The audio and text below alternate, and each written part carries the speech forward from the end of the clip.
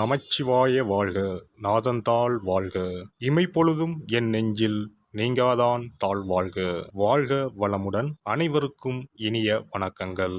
தென்மேற்கு பருவமழை தொடங்கப் போகும் அற்புதமான மாதம் இந்த ஜூன் மாதம் ஆகும். வைகாசியும் ஆனியும் இணைந்த மாதம், கோவில்களில் திருவிழாக்கள் நிறைந்த மாதம். அப்பேற்பட்ட இந்த ஜூன் மாதத்தில் நடக்க இருக்கும் ஒரு சில கிரகங்களின் பெயர்ச்சிகள் மிக மிக முக்கியமானவையாக கருதப்படுகின்றன. ஒரே சமயத்தில் பல கிரகங்கள் அதிக பலம் பெற்று ஆட்சியாக அமரும் அமைப்பு இந்த ஜூன் மாத கிரக பெயர்ச்சியில் ஏற்படுகிறது. இந்த ஆண்டு ஜூன் மாதம் நடக்கும் பெயர்ச்சிகளில் மிக மிக முக்கியமான ஒன்று செவ்வாய் பெயர்ச்சியாகும். சில மாதங்களாகவே பகை கிரகங்களுடன் சஞ்சரித்து வந்த செவ்வாய் பகவான் தற்போது தன்னுடைய சொந்த வீட்டில் ஆட்சி பலம் பெற்று சஞ்சரிக்கப் போகிறார். ராகுவிடம் இருந்து விலகி தனித்து பயணம் செய்வது பல ராசிகளுக்கு யோகம் கொடுக்கும். ஜூன் 1ஆம் தேதியே செவ்வாய் பகவான் மேச ராசிக்கு இடப்பெயர்ச்சி ஆகின்றார். சுக்கிர பகவான் ஜூன் மாதம் 12ஆம் தேதி மிதுன ராசிக்கு இடப்பெயர்ச்சி அடைகிறார். இது லட்சுமி நாராயண யோகத்தை ஏற்படுத்தும். சூரிய பகவான் ஜூன் 15ஆம் தேதி மிதுன ராசிக்கு பெயர்ச்சியாகிறார். இது ஆனி மாத பிறப்பை குறிக்கும். மிதுன ராசியில் பெயர்ச்சியடையும் புதன் பகவானால் 3 ராஜயோகங்கள் உண்டாகும். சனி பகவான் மாத இறுதியில், அதாவது ஜூன் மாதம் 30ஆம் தேதி வக்கர பெயர்ச்சி அடைகிறார். சனியின் பார்வையில் செவ்வாய், சனி மற்றும் செவ்வாய் ஆட்சி பலம் போன்றவைகளால் சில நெருக்கடிகளை உண்டாக்கும். குரு பகவானின் சுப பார்வை கன்னிராசியில் இருக்கும் கேது பகவானின் மீது படுவதால் ஒவ்வொரு ராசிக்கும் குறிப்பிடத்தக்க மாற்றங்கள் ஏற்படும். இந்த கிரக பெயர்ச்சிகளின் காரணமாக மிதுன ராசியில் பூதாதித்ய யோகம், சுக்கிராதித்ய யோகம், கஜலட்சுமி ராஜயோகமும் உருவாகிறது. இதன் காரணமாக சில ராசிக்காரர்களுக்கு அதிர்ஷ்டமும் பணவரவும் பதவி உயர்வும் தன வரவும் கிடைக்க வாய்ப்புள்ளது. இனி உங்கள் ராசிக்கான பலன் என்ன என்பதனை பற்றியும், அசுப பலன் ஏற்படுமாயின் ராசிக்காரர்கள் வழிபட வேண்டிய தெய்வம், மேற்கொள்ள வேண்டிய பரிகாரம் என்ன என்பதனை பற்றியும் காண்போம். கடகராசி அன்பர்களே, அஷ்டம சனியால் நிறைய பாதிப்புகளை சந்தித்து இருப்பீர்கள். வெளியில் சொல்ல முடியாத அளவுக்கு துன்பங்களை அனுபவித்து இருப்பீர்கள். கடன் பிரச்சனை, குடும்ப பிரச்சனை, பண பிரச்சனையால் நிம்மதியில்லாமல் தவித்துக் கொண்டு இருப்பீர்கள். இந்த ஜூன் மாதமாவது உங்கள் வாழ்வில் ஏதேனும் மாற்றத்தை ஏற்படுத்துமா என காண்போம். உங்கள் ராசிக்கு 3ஆம் இடத்தில் கேது பகவான் குரு பார்வையில் உள்ளார். இதுவரை எடுத்த முயற்சிகளில் இருந்த தடைகள் இனி விலகும். பிரச்சனைகள் அதிகம் இருந்தாலும் அதை சமாளிக்கும் திறனை குரு பகவான் தந்தருள்வார். சனி பகவான் கொடுக்கும் பிரச்சனைகளை தீர்க்கும் மனோதைரியத்தையும் மன தெளிவையும் குரு பகவான் அளிப்பார். 3ஆம் இடத்தை குரு பார்ப்பதால் வேலையில் இருந்த தடைகள் விலகும். தொழிலில் வளர்ச்சி உண்டாகும். ராசிக்கு 11ஆம் இடத்தில் இருக்கும் குரு லாபத்தை கொடுப்பார். இதுவரை இருந்த பண தட்டுப்பாடு குறையும். பண தேவைகள் கொஞ்சம் கொஞ்சமாக மாறும். குடும்பத்தில் இருந்த பிரச்சனைகள் குறையும்.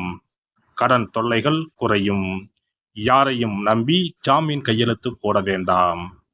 நகை பணம் கடனாக கொடுக்கவும் வேண்டாம், வாங்கவும் வேண்டாம். கணவன் மனைவிக்குள் கருத்து வேறுபாடுகள், சஞ்சரவுகள் உண்டாகலாம். கவனமாக இருக்க வேண்டும். காதலிப்பவர்கள் பேச்சில் நிதானம் வேண்டும். சிறு வார்த்தை கூட பெரிய பிரச்சனைகளில் முடியும். எச்சரிக்கையாக இருக்க வேண்டும். புதிய முதலீடுகள் செய்யும் போது கவனம் தேவை. பங்கு சந்தை, சூதாட்டங்களில் இம்மாதம் ஈடுபட வேண்டாம். ஏமாற்றமே அதிகமாக இருக்கும். பணம் பறிபோகும் வாய்ப்புகள் அதிகம் உள்ளது. எச்சரிக்கையாக இருங்கள். ஆசை வார்த்தைகளை நம்பி மோசம் போய் விடாதீர்கள். 8இல் சனி இருப்பதனால் வண்டி வாகனங்களில் செல்லும் போது கவனம் தேவை. கடந்த காலங்களில் வண்டி விபத்து, மருத்துவ செலவுகளால் அவதிப்பட்டு இருப்பீர்கள். இந்த ஜூன் மாதத்தை பொறுத்தவரை பயணங்களில் மட்டும் கவனம் தேவை. உடல் நலனிலும் அக்கறை காட்டுங்கள். ராசிக்கு 9இல் ராகு பகவான் இருப்பதனால் தந்தை உடல் நலனில் சற்று அக்கறை காட்டுங்கள். 10இல் செவ்வாய் இருப்பதனால் தொழில் வளர்ச்சி நன்றாகவே இருக்கும். சென்ற மாதம் தேங்கியிருந்த சரக்குகள் விற்று தீரும். வேலைக்கு முயற்சிப்போருக்கு நல்ல வேலை கிடைக்கும். தொழிலில் இருந்த கடன் சுமை தீரும். இந்த மாதம் சூப்பராக இல்லாவிட்டாலும் சமாளிக்கும் வகையில் சுமாராக இருக்கும். 11ஆம் இடமான லாபஸ்தானத்தில் குரு, சுக்கிரன், சூரியன் இருப்பதனால் இந்த மாதம் சகோதரர்களுக்கு பல சுப நல்ல காரியங்கள் நடக்கும். சகோதர வகையில் உதவிகள் கிடைக்கும். இம்மாதம் 15ஆம் தேதிக்கு பிறகு சுப விரய செலவுகள் உண்டாகும். திருமணம், வளைகாப்பு போன்ற சுப நிகழ்ச்சிகளால் வீடு களை கட்டும். பெண்களை பொறுத்தவரை இம்மாதம் ஆசைகளால் புதிய அனுபவம் கிடைக்கும். சில முடிவுகளை எடுப்பதற்கான சூழல் அமையும். தந்தை வழியில் சில மாற்றமான சூழ்நிலைகள் அமையும். கடன் நிமித்தமான செயல்களில் சிந்தித்து செயல்படவும். வாழ்க்கை துணைவர் வழியில் ஏற்ற இறக்கமான சூழல் உண்டாகும். பூர்வீக சொத்துக்களால் சில விரயங்கள் ஏற்படும். உணர்ச்சி வசமான சிந்தனைகளை குறைத்துக் கொள்ளவும். குழந்தைகளின் வழியில் சுப செயல்களை முன்னின்று செய்வதற்கான வாய்ப்புகள் ஏற்படும். அரசு சார்ந்த செயல்பாடுகளில் அலைச்சல்கள் உண்டாகும். உறவுகளின் எண்ணங்களை புரிந்து கொள்வீர்கள். மாணவர்களை பொறுத்தவரை இம்மாதம் கல்வியில் இருந்து வந்த சிக்கல்கள் குறையும். மேல்நிலை கல்வியில் முயற்சிக்கு ஏற்ப நல்ல மதிப்பெண்கள் கிடைக்கும். உயர்கல்வி தொடர்பான விஷயங்களில் நன்கு சிந்தித்து முடிவெடுப்பது நல்லது. மறைமுகமான திறமைகளை வெளிப்படுத்துவதற்கான வாய்ப்புகள் அமையும். நண்பர்களை பற்றிய புரிதல் மேம்படும். விளையாட்டு விஷயங்களில் ஆர்வம் அதிகரிக்கும். அரசு வழியில் எதிர்பார்த்த சில உதவிகள் கிடைக்கும். அரசியல்வாதிகளின் செயல்பாடுகளில் சில மாற்றங்கள் ஏற்படும். தொகுதி மக்களிடத்தில் பாகுபாடின்றி செயல்படுவீர்கள். மனதளவில் இருந்து வந்த பேராசை படிப்படியாக குறையும். கட்சியில் எதிர்பார்த்த சில பொறுப்புகள் காலதாமதமாக கிடைக்கும். எதிராக செயல்பட்டவர்கள் விலகிச் செல்வதற்கான காலகட்டம் உண்டாகும். எதிர்காலம் குறித்த சிந்தனைகள் மனதளவில் மேம்படும். பேச்சுக்களில் கனிவும் உங்கள் மீதான நம்பிக்கையும் அதிகரிக்கும். சனிக்கிழமை தோறும் நல்லெண்ணெய் தீபம் ஏற்றி ஆஞ்சநேயரை வழிபட வரவுகளில் இருந்து வந்த தடைகள் மற்றும் குடும்பத்தில் இருந்து வந்த கருத்து வேறுபாடுகள் மறையும். சிறப்பு பரிகாரங்கள். கோதுமை மாவினால் சிறு சிறு உருண்டைகளாக 7 அல்லது 14 அல்லது 7 மடங்குகளில் உருண்டை செய்து கொள்ளவும். குங்குமத்தில் கொஞ்சம் நீர் விட்டு அதை வன்னி குச்சி அல்லது மாதுளை மர குச்சியால் தொட்டு கோதுமை உருண்டையில் ஸ்டீம் என்று எழுதி அதை குளம், ஆறு அல்லது கோவில் தெப்பக்குளத்தில் உள்ள மீன்களுக்கு போடவும். எழுதிய பின்னர் ஸ்டீம் என்பது அழிந்துவிட்டாலும் பரவாயில்லை.